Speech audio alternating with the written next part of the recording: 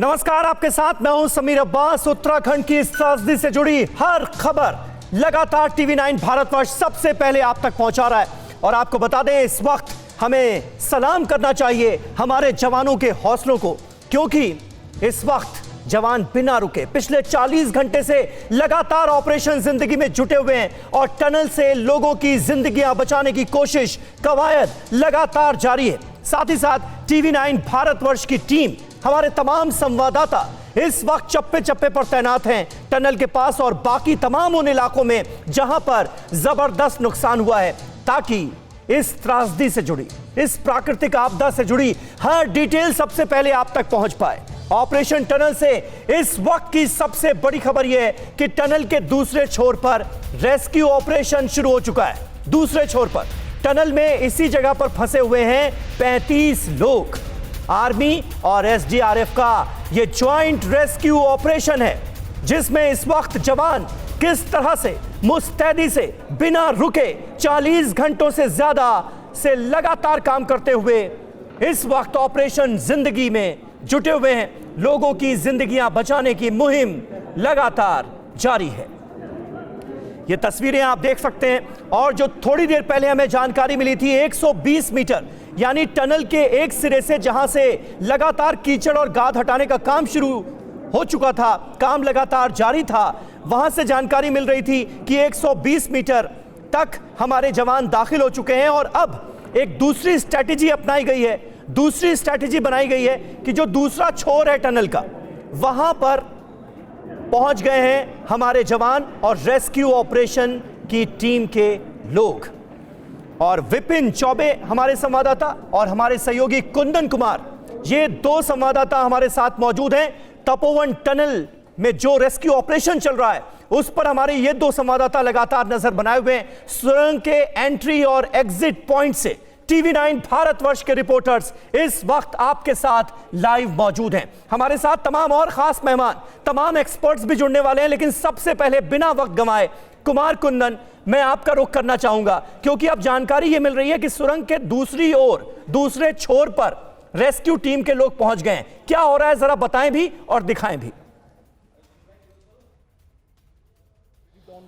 Sameer, tunnel में multiple entry है और जो सबसे बड़ी एंट्री है वो बराज के साइड से है। अच्छा। और अभी तस्वीरों में मैं आपको दिखाना चाहूंगा कि ये सामने में जो आप देख रहे हैं, आर्मी के जवान जो है रोपवे के सहारे नीचे जा रहे हैं। ये एक्सक्लूसिव विजुअल आपको दिखाया जा रहा है और इस विजुअल के माध्यम से मैं ये बताना चाहता हूं कि टनल का जो दूसरा हिस्सा है, जो एक तरह से कह सकते हैं मेन एंट्री है, जो बराज के साइड से एंट्री है, जिससे कि पानी जाना था टनल में और फिर वो पानी आगे चलकर हाइड्रो पावर प्रोजेक्ट के टरबाइन पे गिरता, उस रास्ते से घुसने की कोशिश की जा रही है। दरअसल उस रास्ते से अब तक इसलिए नहीं घुसा जा रहा था क्योंकि वहां पे बहुत ज्यादा मड था, बहुत ज्यादा पानी था। हालांकि अभी भी मड और पानी बहुत ज्यादा है, लेकिन कोशिश ये की जा रही है कि मड और पानी जो थोड़ा कम हुआ है, खास करके कीचड़ जो थोड़ा कम हुआ है, उसके बाद आर्मी के जवान वहां से अंदर घुसने की कोशिश कर रहे हैं और जानने की कोशिश कर रहे हैं कि जो लोग वहां फंसे हुए थे उन लोगों को कैसे रेस्क्यू किया जाए या फिर उन लोगों की स्थिति क्या है। देखिए, ये बहुत ही कल से इस बात की बात हो रही थी कि जो दूसरा टनल का गेट है उस गेट तक हम लोग क्यों नहीं पहुंच पा रहे हैं। तो जो आर्मी के लोग थे वो लोग हमें बता रहे थे कि वहां इतना कीचड़ है कि हम भी फंस सकते हैं, इसलिए हम लोग अपना सर्च ऑपरेशन नहीं कर रहे हैं। आज जब वाटर लेवल थोड़ा डाउन हुआ है, उसके बाद से ये जो है ऑपरेशन शुरू हुआ है। और ये देखिए तस्वीरों में मैं आपको दिखा रहा हूं कि किस तरीके से एक एक करके जो है यहाँ पे पहुंच रहे हैं लोग और आगे जो है एक एक जवान जो है नीचे जा रहा है और जाने के बाद वो इस बात की तलाश में है कि कैसे फिर टनल के दूसरे गेट को रीओपन किया जाए, क्योंकि जो मेन गेट है चार्जशीट गेट, जिसपे कल से परसों से काम चल रहा है, 120 मीटर की दूरी तक तय कर चुके हैं, बावजूद इसके जो दूसरा गेट है उस तक नहीं पहुंच पाए थे। और ये तस्वीर जो है बार बार बता रही है समीर कि किस तरीके से नई कोशिश शुरू हुई है। और आज की ये एक्सक्लूसिव खबर ये है, बहुत इंपॉर्टेंट तस्वीरें कुमार, कुंदन, आपके जरिए और आपके कैमरा पर्सन के जरिए हमारे दर्शक इस वक्त देख पा रहे हैं। सुरंग के एग्जिट पॉइंट से ये एक्सक्लूसिव तस्वीरें टीवी 9 भारतवर्ष इस वक्त आपको दिखा रहा है, क्योंकि हमारे संवाददाता कुमार, कुंदन इस वक्त एग्जिट पॉइंट पर मौजूद हैं। और आप देखिए इन तस्वीरों को देखने के बाद इन जवानों के जज्बे और हौसले को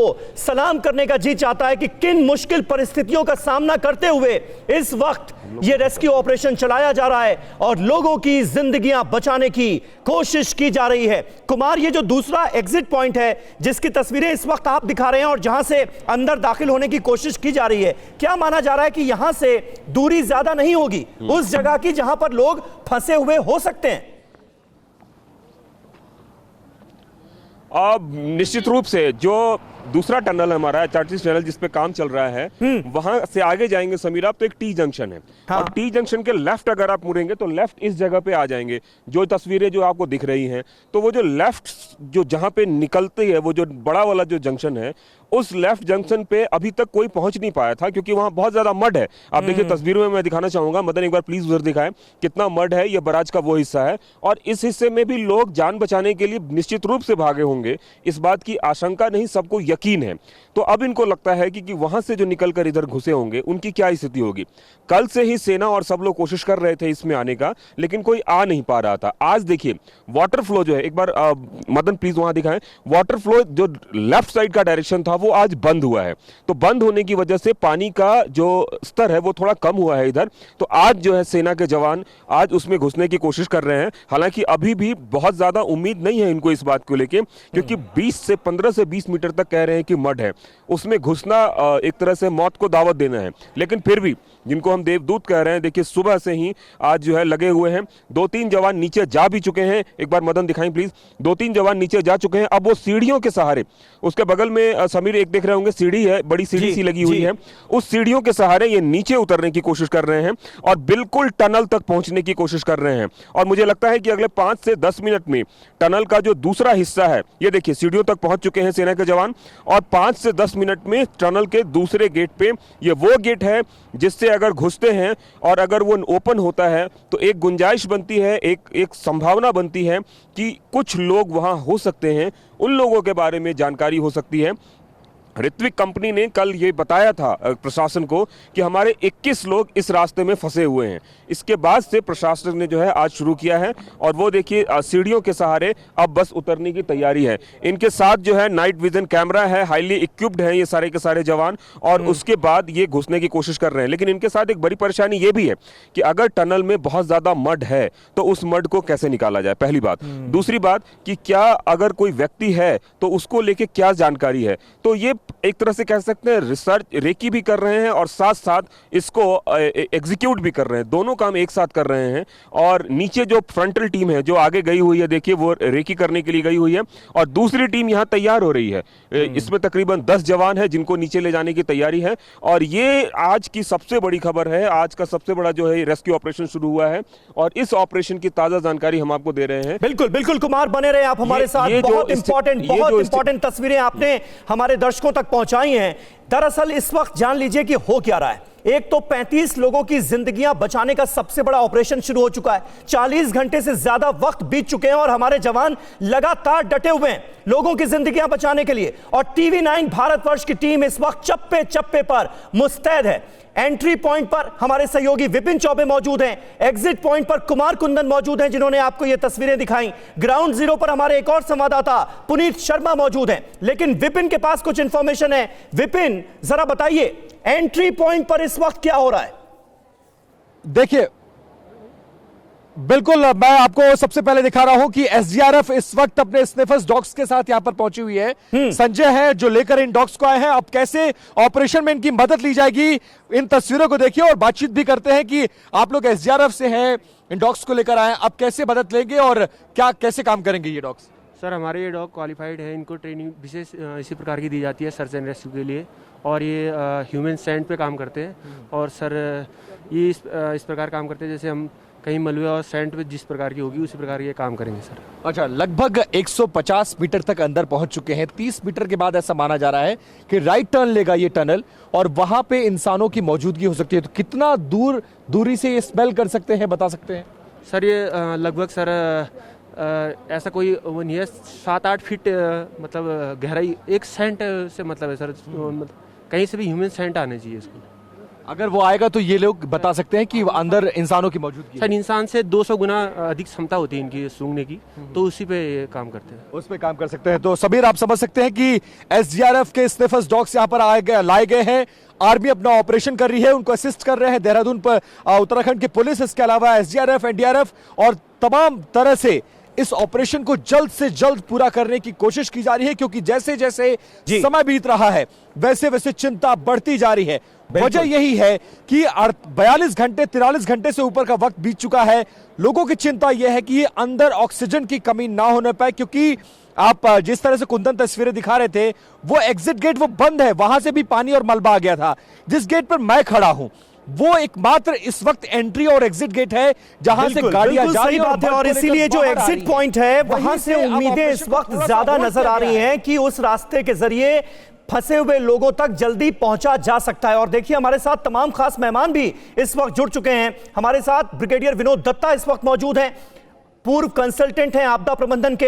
इसके अलावा प्रोफेसर एएल रामानाथन साहब, जो कि पर्यावरणविद हैं, जेएनयू के प्रोफेसर हैं, ग्लेशियर्स पर और हिमालयन रीजन पर खास तौर पर इनकी रिसर्च है। उनसे भी हम तमाम चीजों को समझने की कोशिश करेंगे, लेकिन उससे पहले आपको बता दें कि जिंदगी की तलाश में 44 घंटे से तपोवन में ऑपरेशन टनल जारी। इस बीच सेना का उम्मीद भरा बयान सामने आया है। ग्राउंड जीरो पर मौजूद सेना के मेजर जनरल राजीव छिब्बर ने टीवी 9 भारतवर्ष से कहा है कि टनल में अभी जिंदा लोग हो सकते हैं, अंदर ऑक्सीजन पर्याप्त है और टनल में फंसी गाड़ियों की वजह से मिट्टी आगे नहीं गई होगी तो लोग जिंदा होंगे। ये उम्मीदों से भरा सबसे बड़ा बयान सुनिए। इस वक्त बातचीत करने के लिए उसी सेना से मेजर जनरल राजीव छिब्बर, सेना मेडल, हमारे साथ हैं। सर, आपने दौरा किया अंदर का, जाके वहां देखा ऑफिसर्स किस तरह से काम कर रहे हैं, जवान कैसे काम कर रहे हैं, क्या आपने देखा और क्या चल रहा है इस वक्त? इस समय रेस्क्यू का कार्रवाई जारी है, जिसके अंदर 2 तरीके से काम हो रहा है। एक तरफ से हमारा प्लांट इक्विपमेंट स्लश जो है अंदर टनल में बाहर निकाल रहा है उसको, और जहाँ पे स्लश ऊपर तक टनल में है वहाँ से हमारे जवान प्लैंक्स के द्वारा और ऊपर टनल की छत में हुक्स लगा के मैनुअली स्लश क्लियर कर रहे हैं, ताकि हम जल्द से जल्द अपने जो लोग फंसे हुए वहाँ तक पहुँच पाएँ। आप कितने मीटर अंदर तक पहुँच गए हैं, कितने लोग फंसे हुए हैं और उन फंसे हुए लोगों के जिंदा होने की कितनी संभावना है?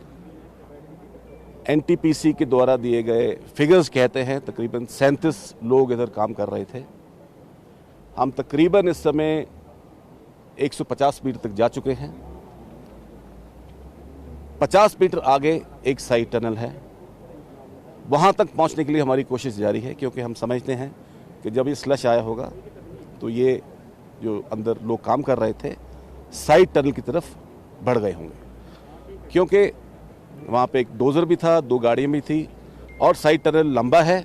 हम अनुमान लगाते हैं कि वहाँ पर ऑक्सीजन मौजूद होगा और इनके बचने की उम्मीद हमें पूरी है और हमारी पूरी जोर है, पूरी ताकत से हम अपना काम कर रहे हैं। अंतिम सवाल सर, ये बताइए कि जहां पर ये गाड़ियां फंसी हुई हैं उसके आगे आप संभावना जता रहे हैं कि ये लोग भागकर अपनी जान बचाए होंगे, उन गाड़ियों तक पहुंचने में कितना वक्त लगने की संभावना, और उन गाड़ियों को निकालना एक बहुत बड़ा चैलेंज है, क्योंकि अब आगे बड़ी मशीन नहीं जा पाएंगी, आप मैनुअली ऑपरेट कर रहे हैं, ऐसे में उन गाड़ियों को कैसे निकालेंगे और कितनी संभावना है? जहाँ तक हम देख रहे हैं, सबसे पहले हमारी प्रायोरिटी है कि जो हमारे फेलो सिटीजन अंदर ट्रैप है उनको निकाला जाएगा।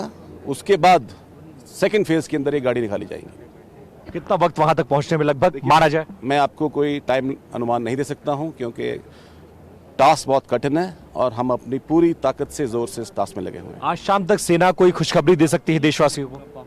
हमारी कांस्टेंट एक ही मुद्दा है, एक ही कोशिश है कि हम जल्द से जल्द जो हमारे लोग फंसे हुए हैं वहां तक पहुंचे। बहुत शुक्रिया बात करने के लिए। तो देखिए, उम्मीद है और उम्मीद है तो सब कुछ है, उम्मीद पर दुनिया कायम है और इसी उम्मीद के साथ इस वक्त हमारे सेना के और तमाम एजेंसियों के जवान जो हैं वो डटे हुए हैं और लोगों को सकुशल बाहर निकालने की कोशिशें जारी हैं। हमारे साथ ब्रिगेडियर विनोद दत्ता इस वक्त मौजूद हैं। दत्ता जी, आप बखूबी समझते हैं डिजास्टर मैनेजमेंट के सारे मैकेनिज्म को, इस वक्त किन परिस्थितियों का सामना करते हुए ये ऑपरेशन चलाया जा रहा है, ये आप इन तस्वीरों के जरिए अंदाजा बखूबी लगा सकते हैं? उम्मीद कितनी नजर आ रही है आपको? देखिए, उम्मीद पूरी है और जिस तरह से वेल कोऑर्डिनेटेड और सिनर्जाइज्ड ऑपरेशन लॉन्च किया है। इसमें सेना का काफी भूमिका है और जिस तरह की इंजीनियर टास्क फोर्स और जो एनडीआरएफ की जो स्पेशलिस्ट टीम्स हैं वो मिलके काम कर रही हैं, क्योंकि टास्क बहुत मुश्किल है, क्योंकि जो आपका स्लश है या जो मड स्लाइड है या जो बोल्डर स्लाइड है वो इतना ज्यादा है कि इक्विपमेंट को पूरी तरह से एक्सप्लॉइट नहीं किया जा सकता। और इक्विपमेंट इस्तेमाल करने से पहले ये एहतियात जरूरी है कि कोई जीवन या कोई मजदूर उसके नीचे या कोई आदमी उसके नीचे न फंसा हो। तो बुलडोजर्स जो हैं या जो बैकहोज हैं या जो एक्सकेवेटर्स हैं उनको बड़े एहतियात से डिप्लॉय किया जा रहा है। जैसा अभी जनरल राजीव साहब ने बताया कि जो हमारे जवान हैं वो प्लैंक्स पे या हुक्स पे जाके वो इस ऑपरेशन को अंजाम दे रहे हैं।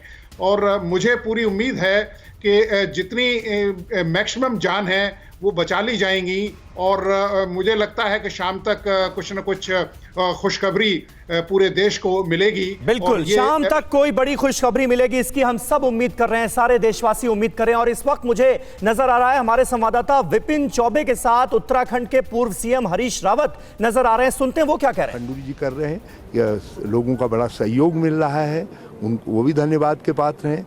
एसडीआरएफ जो हमारे कांग्रेस के शासनकाल में रेज हुई थी उसने भी बहुत टेस्ट में जो है बड़े सफल हुए हैं, उन्होंने बड़ा अच्छा काम किया है। और एनडीआरएफ से लेके आर्मी से लेकर के ITBP, I salute them there well.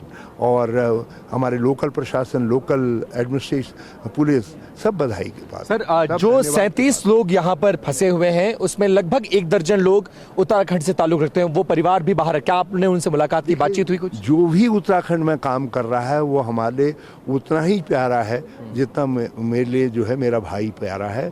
हम उनकी सबकी सुरक्षा के लिए वो बचें, इसके लिए हमारी कामना है।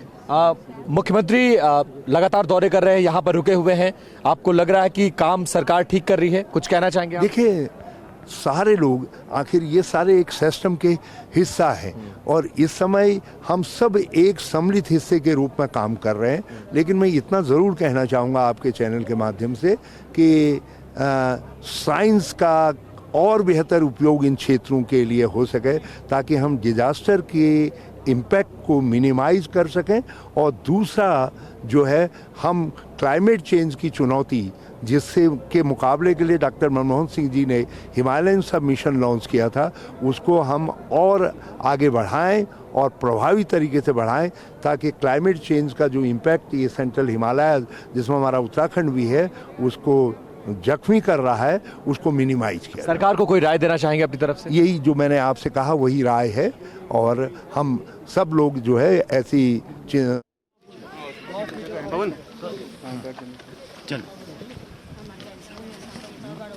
तो ये देखिए, आप सुन रहे थे उत्तराखंड के पूर्व सीएम हरीश रावत को। और अब उत्तराखंड के मुख्यमंत्री जो हैं त्रिवेंद्र सिंह रावत, वो भी मौके पर मौजूद हैं, हालात का जायजा ले रहे हैं। जो अधिकारी वहां पर मौजूद हैं, रेस्क्यू ऑपरेशन किस तरह से अंजाम दिया जा रहा है इसका जायजा लेते हुए नजर आ रहे हैं।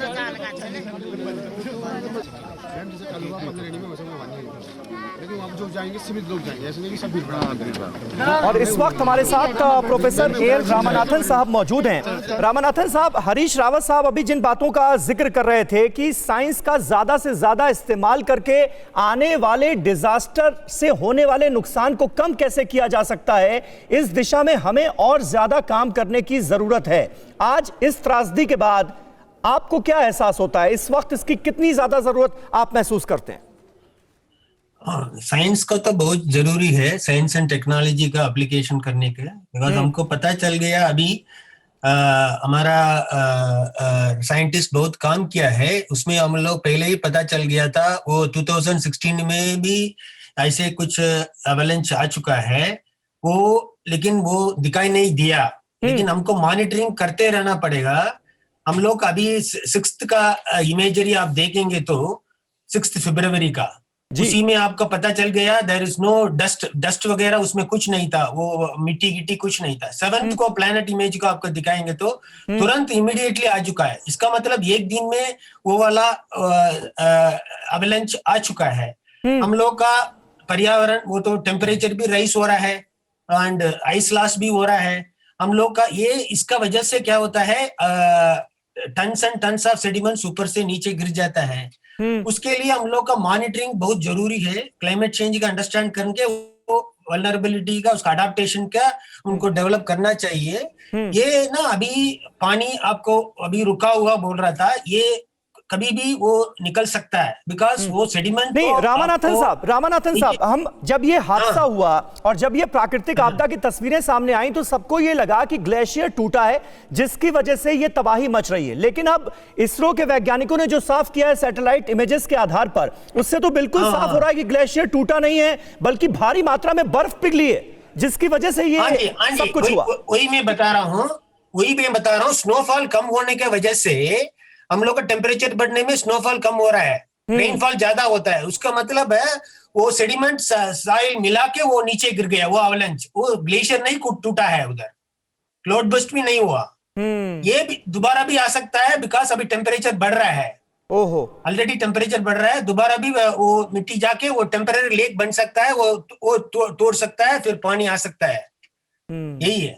बिल्कुल बिल्कुल। रामानाथन साहब बने रहे हमारे साथ। और ये एक्सपर्ट कमेंट्स जो हैं वो भी इस वक्त बहुत महत्वपूर्ण हैं। तस्वीरें बड़ी अहम हमारे पास ग्राउंड जीरो से आ रही हैं। इस वक्त रैणी गांव में पहुंचे हुए हैं उत्तराखंड के सीएम त्रिवेंद्र सिंह रावत।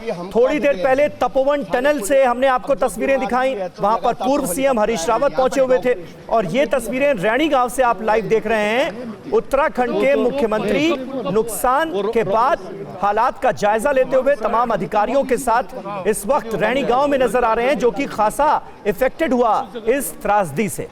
ये तस्वीरें आपके सामने। अब तक 26 लोगों के शव बरामद किए जा चुके हैं और 171 लोग ऐसे हैं जिनका कुछ पता नहीं चल पाया है, जो लोग अभी भी लापता हैं। बाकायदा प्रशासन की तरफ से उनकी एक लिस्ट जारी की गई और जानकारी ये मिल रही है कि तपोवन की टनल में से इन 171 लोगों में से कम 35-36 लोग वहां पर फंसे हुए हैं। इसलिए जिंदगी बचाने की सबसे बड़ी कवायद जो है वो वहां चल रही है। एक और अहम खबर हमारे पास आ रही है। तपोवन में ऑपरेशन टनल में और तेजी आई। कल रात से मलबा हटाने के लिए 2 मशीनें लगाई गई थी और अब उनकी संख्या में भी इजाफा किया जा रहा है, क्योंकि थोड़ी देर पहले उत्तराखंड के मुख्यमंत्री त्रिवेंद्र सिंह रावत जब मीडिया से मुखातिब थे तो उन्होंने ये कहा कि मशीनों की संख्या बढ़ाई जा रही है ताकि जल्दी से जल्दी टनल से गाद और कीचड़ निकालने की जो ये मुहिम है इसमें और तेजी लाई जा सके। और अब वो तेजी नजर आ रही है। साथ ही साथ टनल का एक छोर जहां हमारे जवान 150 मीटर अंदर तक पहुंच चुके हैं टनल के, वहीं दूसरी तरफ अब दूसरे छोर पर से पहुंचने की अंदर कोशिशें शुरू हो चुकी हैं और दूसरे छोर से ज्यादा उम्मीदें हैं, क्योंकि वहां से फंसे हुए लोगों की जो जगह है वो ज्यादा करीब है। हमारे एक और संवाददाता ग्राउंड जीरो पर पुनीत शर्मा हमें नजर आ रहे हैं। पुनीत, जरा आप बताइए, ताजा इंफॉर्मेशन आपके पास है क्या, और आप जहां पर मौजूद हैं वहां पर किस तरह से रेस्क्यू ऑपरेशन को दिया जा रहा है अंजाम? हम इस वक्त सबसे इंपॉर्टेंट ग्राउंड जीरो यानी रैणी गांव में मौजूद हैं और आपको बता दूं कि अभी महज 15 मिनट पहले यहां से 2 और डेड बॉडी निकाली गई है। ये देखिए, यहां पर अभी रेस्क्यू ऑपरेशन लगातार चल रहा है और ये नदी है धौली गंगा, जहां पर पूरा उफान आया था। लगभग 150 मीटर ऊपर आप देखिए पूरा निशान दिख रहा है। सामने जो पुल है वो टूटने की वजह से रैणी गांव सहित 12 गांव इस वक्त संपर्क से कट चुके हैं और यही रास्ता आगे चाइना बॉर्डर की तरफ भी जाता है, यानी कि चाइना बॉर्डर की तरफ जाने वाले रास्ते से भी हमारा संपर्क टूट चुका है। अभी यहां जो डेड बॉडी निकाली गई है 15 मिनट पहले, यानी कि अब जो 26 का आंकड़ा था मौत का वो बढ़कर 28 हो चुका। और आप देखिए किस तरीके से अभी भी यहां पर बड़ी बड़ी जेसीबीज के सहारे जो पूरा कीचड़ है उसको हटाने का काम चल रहा है। और सबसे बड़ी बात समीर आपको दिखाना चाहूंगा, ये जो दीवार आपको नजर आ रही है, ठीक है, मुख्यमंत्री त्रिवेंद्र सिंह रावत क्या कह रहे हैं, सुनते हैं। मुख्य चीज होती है पहले राशन, तो राशन का यहाँ पर अभी कोई अभाव है, ऐसी कोई शिकायत नहीं है। दूसरा मेडिकल स्वास्थ्य, तो स्वास्थ्य की दृष्टि यहाँ पर डॉक्टर्स की टीम अपना काम कर रही है और यहाँ पर ज़रूर 2 लोगों ने बताया उनके घर इस आपदा में ध्वस्त हो गए हैं। तो मैंने जिलाधिकारी से कहा कि उनके घर वहाँ पर बनाए जा सकते हैं, क्योंकि भूमि भी निकल जाती है ऐसे आपदा के समय, तो उनके घर बनाकर हम देंगे उनके। ताकि वो आगे अपना जीवन बसर ठीक से कर सकें और उनके मन में एक सुरक्षा का भाव आ सके।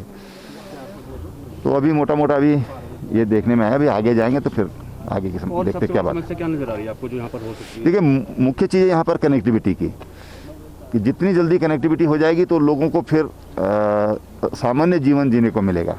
जब सामान्य जीवन जिएंगे तो कई दिक्कतें ऐसी होती हैं जो मनोवैज्ञानिक होती हैं, तो वो दूर हो जाएंगी। ठीक है, उत्तराखंड के सीएम त्रिवेंद्र सिंह रावत को आप सुन रहे थे और इस वक्त TV9 भारतवर्ष की टीम ग्राउंड जीरो पर मौजूद है। हमारे तमाम संवाददाता आपको इस वक्त स्क्रीन पर नजर आ रहे हैं। एंट्री पॉइंट पर मौजूद है हमारे संवाददाता विपिन चौबे, एग्जिट पॉइंट पर कुमार कुंदन मौजूद हैं और ग्राउंड जीरो पर रैणी गांव में मौजूद हैं हमारे एक और संवाददाता पुनीत शर्मा। मैं विपिन का रुख करूंगा। विपिन, एंट्री पॉइंट से खबर यह आ रही है कि 150 मीटर अंदर तक हमारे जवान पहुंच चुके हैं। एग्जिट पॉइंट पर क्या हो रहा है ये कुमार कुंदन बताएंगे, लेकिन वहां से आपके पास क्या खबर, बताइए।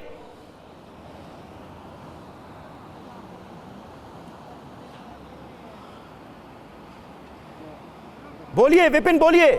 समीर, देखिए, एक बहुत अच्छी तस्वीर मुझे देखने को मिली और इसीलिए पहाड़ी की पगडंडियां पकड़ के मैं नीचे तक उतरा हूं और आपको दिखा दूं कि कितनी भयावहता के बीच, कितने डर के बीच जो उत्तराखंड के लोग हैं वो राष्ट्र के निर्माण में किस तरह अपनी भूमिका निभाते हैं, वो जरा देख लीजिए। सबसे पहले नीचे की तस्वीरें देखिए। आप इस नदी की तस्वीर देख रहे हैं जहां से पानी बहता हुआ नजर आ रहा है और यही ठीक इसी टनल के बगल में जो 37 मजदूर काम कर रहे थे वो फंस गए थे, लेकिन महज 48 घंटे के बाद यहां पे रोपवे बनाने का काम शुरू हो चुका है और तमाम मजदूर आपको यहां पर नजर आ रहे हैं जो अपने काम में दिलो जान से लग के कैसे इसकी कनेक्टिविटी, जो इस पार से उस पार जाने की कनेक्टिविटी टूट गई थी इन पहाड़ों के बीच में, उसको कैसे तैयार किया जाए और उसकी नींव रखनी इन्होंने शुरू कर दिया है। ये तस्वीर बहुत अच्छी तस्वीर है कि देखिए इनके जज्बे, इनके हौसले को सलाम करने का मन करता है और इसीलिए हम पगडंडियों के सहारे इस पहाड़ पे उतरे हैं ताकि देख सके कि इनमें जज्बा कितना है। हालांकि मेरी दूरी बहुत ज्यादा है इनसे, मैं बात नहीं करवा सकता, लेकिन ये तस्वीरें अब तक पहुंचाना बहुत जरूरी था कि इतने बड़े कुदरत की त्रासदी के बाद, सही बात है, इस त्रासदी के बीच एक नागरिक के तौर पर किस तरह से उत्तराखंड के लोग अपनी जिम्मेदारी निभाते हुए नजर आ रहे हैं, ये विपिन ने दिखाया। मैं कुमार कुंदन का रुख करूं उससे पहले पुनीत शर्मा हाथ उठा रहे हैं, उनके पास कुछ अहम जानकारी है। पुनीत, बताइए। देखिए, मैं आपको दिखाना चाहूंगा यहाँ ये जो धौली गंगा है कितनी चौड़ी यहाँ पर ये नदी है और सामने अगर आपको नजर आएगा जूम करके तो देखिए एसडीआरएफ यहाँ पर एक रस्सी का पुल बनाने का काम कर रही है। एसडीआरएफ की टीम बाकायदा किसी तरीके से वहां पर पहुंची है रिवर के ऊपर और अब दोनों के बीच में रस्सी का एक पुल बनाने का काम किया जा रहा है ताकि जो गांव 12 गांव से संपर्क टूट चुका है किसी तरीके से उनसे संपर्क स्थापित किया जाए। अपनी जान की बाजी लगा करके ये एसडीआरएफ इस वक्त यहाँ पर मेन जो ग्राउंड जीरो है नदी पर इस वक्त मौजूद है और तमाम रस्सी के जो पुल हैं अगर आप देख पाएं तो उन्हें बनाने की लगातार कोशिश करिए। तमाम जो उपाय हैं उनका इस्तेमाल एसडीआरएफ और आईटीबीपी इस वक्त कर रही है ताकि किसी भी तरीके से जो लोग हैं उनसे संपर्क स्थापित किया जा सके और जो जरूरी सामान है उन तक पहुंचाया जा सके। समीर, बिल्कुल बिल्कुल पुनीत, बहुत इंपॉर्टेंट तस्वीरें आपने दिखाई और इस वक्त देखिए ये भी एक बहुत बड़ी चुनौती है प्रशासन के सामने कि रैणी गांव जिसका संपर्क बाकी हिस्सों से कट गया है वो संपर्क चीफ मिनिस्टर साहब के साथ किया और जा ये पूरा जो डेलीगेशन गया था डिस्ट्रिक्ट एडमिनिस्ट्रेशन एंड ऑल, तो सिचुएशन अब इतनी ज़्यादा भयावह नहीं है क्योंकि जो लोग जो अफेक्टेड थे उनके पास जो सुविधाएं मुहैया करानी थी जैसे कि राशन और जो 2-3 जनों को जो चोट लगी थी उनका ट्रीटमेंट फर्स्ट एड दे दिया गया है और बाकी काफ़ी कुछ चीफ मिनिस्टर साहब ने खुद जाकर जायजा लिया और एश्योरेंस दे दिया है। उन्होंने ऑर्डर भी रादर पास कर दिए हैं कि एक जो फैमिली है जिसको 2 मकान की ज़रूरत है तो उनको मकान के बारे में बनाने का दे दिया है। दूसरा कुछ एक और आश्वासन दिए हैं कि अभी रोप ब्रिज जो कि तुरंत रीइंस्टेट करना है ताकि राशन वगैरह इत्यादि यहाँ पे जा सके। तो मेरे ख्याल से आज ये होने से हमें हेली सर्विस जो है इससे बहुत कम राशन ढोया जा सकता है क्योंकि ये ऐसी संकीर्ण जगह है इसमें कैपेसिटी इसकी कम हो जाती है। तो वो जो मुख्य जो डिमांड है यहाँ की या रिक्वायरमेंट है वो पूरी हो जाएगी। तो रैणी गांव से बाकी हिस्सों का कनेक्शन टूट चुका है। इस कनेक्शन को दोबारा स्थापित करना निश्चित तौर पर सरकार के सामने, प्रशासन के सामने इस वक्त बड़ी चुनौती है। कुमार कुंदन, मैं अपने खास मेहमानों का रुख करूं उससे पहले एक बार कुमार कुंदन का रुख और करना चाहूंगा। एग्जिट पॉइंट की ताजा तस्वीरें जरा कुमार हमें दिखाइए, और वहां पर कुछ सफलता मिलती हुई नजर आ रही है क्या रेस्क्यू ऑपरेशन में लगी टीम को? देखिए, अभी अभी जो टीम है वो एक बार कैमरा पर्सन को बोलेंगे कि दिखाए उधर जिस तरफ पे टनल है उधर जाने की कोशिश के में लग रहे हैं, लेकिन उनको उस तरह से सफलता फिलहाल शुरुआती सफलता मिलती हुई नहीं दिख रही है। लेकिन कहते हैं कि कोशिश करने वालों की हार नहीं होती, कोशिश में लगे हुए हैं। देखिए, जो टेक्निकली है, ऊपर से पत्थर फेंक के नीचे मड की जो है वो इंटेंसिटी नापी जा रही है कि मड कितना है। अगर मान लीजिए कि पत्थर डूबता है, नहीं डूबता है, पत्थर खड़ा रहता है, तो उस तरीके से ये जानने की कोशिश की जा रही है। क्योंकि डर इस बात का भी है समीर कि यदि कोई नीचे उतरता है और उतरने के बाद मड में फंस गया तो उसको निकालना भी एक अपने आप में बहुत बड़ी चुनौती होगी, क्योंकि रोपवे के सहारे जाना फिर निकालना ये बड़ा मुश्किल है। तो इसलिए डंडे से, लाठी से, इसके सहारे कोशिश ये की जा रही है कि मड की इंटेंसिटी को देखा जाए और उसके बाद फिर वहाँ पे अंदर जाने का उपाय किया जाए। स्क्रॉलिंग करके और स्निफर डॉग्स को ले जाके कोशिश ये की जा रही है कि उस टनल तक ये जानने की पहले कोशिश की जाए कि वहाँ पे वाकई में कोई व्यक्ति है भी, अथवा सिर्फ एक हम लोग मान के चल रहे हैं कि वहाँ कोई होगा। तो एक तरीके से अभी रिसर्च और रेकी का काम चल रहा है। ऑपरेशनल काम जो है थोड़ी देर में शुरू होगा। अभी जो आर्मी पर्सनल से उनसे हमारी बात हुई है, उनका कहना है कि हम कोशिश कर रहे हैं ये जानने की कि एग्जैक्ट लोकेशन क्या है, पहली चीज़। दूसरी चीज़ कि वहाँ पे मड कितना है। तीसरी चीज़, अगर मड है तो उसको कैसे निकाला जाए। और चौथी और सबसे बड़ी बात, वहाँ पे लोग हैं अथवा नहीं है, ये स्निफर डॉग से पता चलेगा और उसके लिए भी ये लोग अपने तरीके से पूरा उपाय कर रहे हैं। ठीक है, बिल्कुल कुमार बने रहे हमारे साथ प्रोफेसर ए एल रामानाथन साहब मौजूद हैं। रामानाथन साहब, देखिए, अब ये जो जानकारी सामने आई कि भाई ग्लेशियर के टूटने से नहीं, बर्फ के पिघलने की वजह से ये आपदा आई, अब ऐसा दोबारा ना हो इसके लिए इस वक्त क्या किया जाना चाहिए? एहतियाती कदम कौन कौन से उठाए जा सकते हैं ताकि आने वाले वक्त में ऐसे हादसे दोबारा ना हो जिसका कि खतरा बना हुआ है? हाँ जी, ये इसके लिए तो हमारा मॉनिटरिंग का स्ट्रेंथन करना पड़ता है। हमारे पास बहुत अच्छा सैटेलाइट भी है इसरो के साथ। हमारा एक स्पेशल सेंटर उधर बनाना पड़ेगा, हिमालयन ये ग्लेशियर्स एंड वाटर रिसोर्स का, ये डिजास्टर का, उधर से सारा साइंटिस्ट काम करना पड़ेगा। उसको मॉनिटर करने में हम लोग तो इसको रिड्यूस कर सकता है, उसको इम्पैक्ट का एटलीस्ट हम लोग का फोरकास्ट कर सकता है। ये फ्लड हो सकता है, इसलिए एटलीस्ट ह्यूमन डेथ नहीं हो सकता है। या हम लोग का साइंस एंड टेक्नोलॉजी का संभाल के उसको स्पेशल सेंटर बना रहे, कंटिन्यूस मॉनिटरिंग करने के बहुत जरूरी है इधर। बिल्कुल। ब्रिगेडियर विनोद दत्ता इस वक्त हमारे साथ मौजूद हैं। दत्ता साहब, इस वक्त डिजास्टर मैनेजमेंट जो है वो किस तरह का आपको मौके पर नजर आ रहा है? और रैणी गांव, जहां की हम अभी तस्वीरें दिखा रहे थे, अब आप देखिए इस गांव का संपर्क बाकी हिस्सों से बिल्कुल टूट चुका है, कट चुका है। तो ये कितनी बड़ी चुनौती है इस वक्त प्रशासन के सामने, दोबारा सारे कम्युनिकेशन सिस्टम्स की बहाली? देखिए, जो आपदा प्रबंधन का जो समन्वय है या जो कोऑर्डिनेशन है वो बहुत उम्दा जो म्यार है उसका स्टैंडर्ड देखा गया है। और सबसे बड़ी अच्छी बात इस ऑपरेशन में ये रही है कि जो सेंटर और स्टेट ने बिल्कुल एक सिनर्जी दिखाई है, एक अच्छा समन्वय दिखाया है। वरना आप अगर टेहरी जो त्रासदी हुई थी उसमें आप देखिए जो ऑपोजिशन थे उन्होंने काफ़ी इस पे सवाल उठाए थे, तो वो चीज़ देखने को नहीं मिल रही है। और जितनी भी रिसोर्सेज हैं, चाहे वो सेना की हो, चाहे आईटीबीपी की हो, चाहे एनडीआरएफ की हो या लोकल पुलिस हो, उन सबको सर्विस में प्रेस इन किया गया है। तो ये बहुत ही कोऑर्डिनेटेड एंड सक्सेसफुल ऑपरेशन है।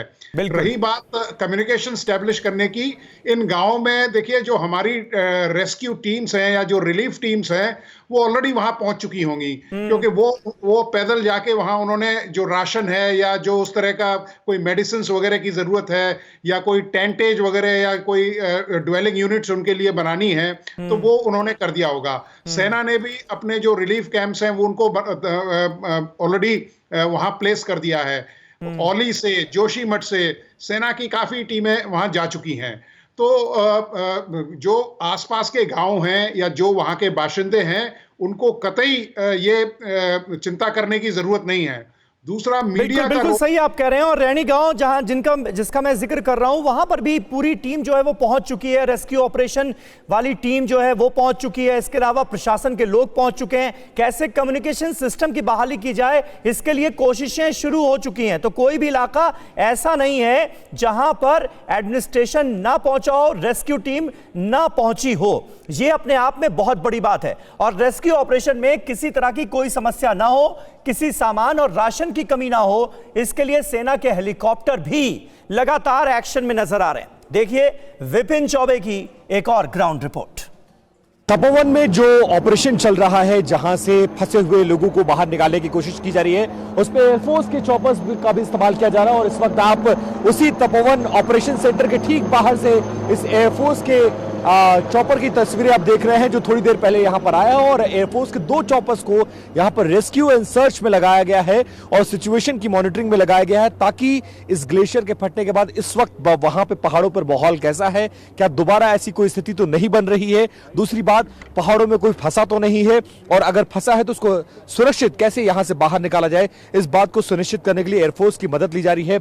जो प्राइवेट चॉपर्स हैं उनसे रसद पहुंचाया जा रहा है और सरकारी चॉपर से रेस्क्यू और रिलीफ का भी काम किया जा रहा है। कैमरा पर्सन राजेश के साथ विपिन चौबे, TV9 भारतवर्ष, तपोवन, उत्तराखंड। तो ग्लेशियर लेक आउटबर्स्ट की भविष्यवाणी की जा सके, यह पहले ही पता लगाया जा सके कि ऐसी आपदा आने वाली है, इसके लिए तैयारियां जो हैं वो और युद्ध स्तर पर करनी होंगी, और ज्यादा पुख्ता तैयारियां करनी होंगी, और ज्यादा वैज्ञानिक सोच को आगे बढ़ाना होगा और विज्ञान की मदद लेनी होगी, ताकि इस तरह के हादसे से हम पहले ही वक्त रहते सावधान हो जाएं। यह बात बिल्कुल समझ में आती है। बहरहाल इस वक्त मौके से लगातार हम आपको अपडेट देते रहेंगे। हमारे तमाम रिपोर्टर्स चप्पे चप्पे पर मौजूद हैं। इस त्रासदी से जुड़ी हर बड़ी खबर हम आप तक पहुंचाते रहेंगे। फिलहाल सभी का शुक्रिया। न्यूज़ टॉप 9 रोज सुबह 7 बजे और शाम 7 बजे सिर्फ TV9 भारतवर्ष पर।